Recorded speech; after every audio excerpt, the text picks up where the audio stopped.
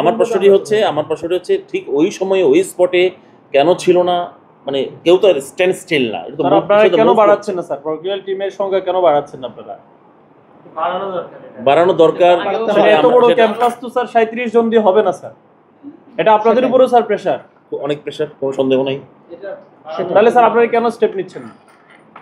আমরা স্টেপের আবেদন করেছি, ট্রেজারার মহোদয় বা আমাদের এর সাথে ফাইনান্সিয়াল ইনভলভমেন্ট তো আছে, পোস্ট এবং ফাইনান্সিয়াল ইস্যুস আছে। আমাদের এটা বহু চেষ্টা, স্যার আমাদের বিশ্ববিদ্যালয়ের যে সামগ্রিক বাজেট তার স্যার 80% তো বেতন দিতেই চলে যায়, আমরা সামগ্রিকভাবে অনেক পিছিয়ে যাচ্ছি স্যার। আপনারা যদি আমাদেরকে নিরাপত্তা যদি না দিতে পারেন তাহলে আমরা এখানে পড়াশোনা করে না বাবা শোনো, তোমার কনসার্নটার সাথে আমাদের দ্বিমত নাই, কিন্তু আমার প্রশ্নটি হচ্ছে বিশ্ববিদ্যালয়ের নিরাপত্তার জন্য কত পার্সেন্ট বাজেট রাখা হবে, স্যালারির জন্য কত পার্সেন্ট রাখা হবে, রিসার্চ জন্য, এটা তো আমাদের এইটাতে এই বডি ডিসিশনের ব্যাপার না আসলে। আমি তোমার সাথে আমার এই জায়গাটাতে আমি মানে we are in a same footage, same foundation. সেটি হচ্ছে তোমার চিন্তার সাথে আমার চিন্তা অ্যালাইন, যে তুমিও মনে করছো যে আমাদের অনেক কষ্ট হচ্ছে, তোমরা দেখছো আমরা কি পরিমাণ কাজ করছি। এখন একজন শিক্ষকের আরও তো কাজ আছে। আমরা মধ্যরাতে একটি ঘটনা ঘটছে, সেটার জন্য আমরা তোমাদের কনসার্নটাকে শোনার জন্য আমরা চলে গিয়েছিলাম, আবার এখানে এসেছি।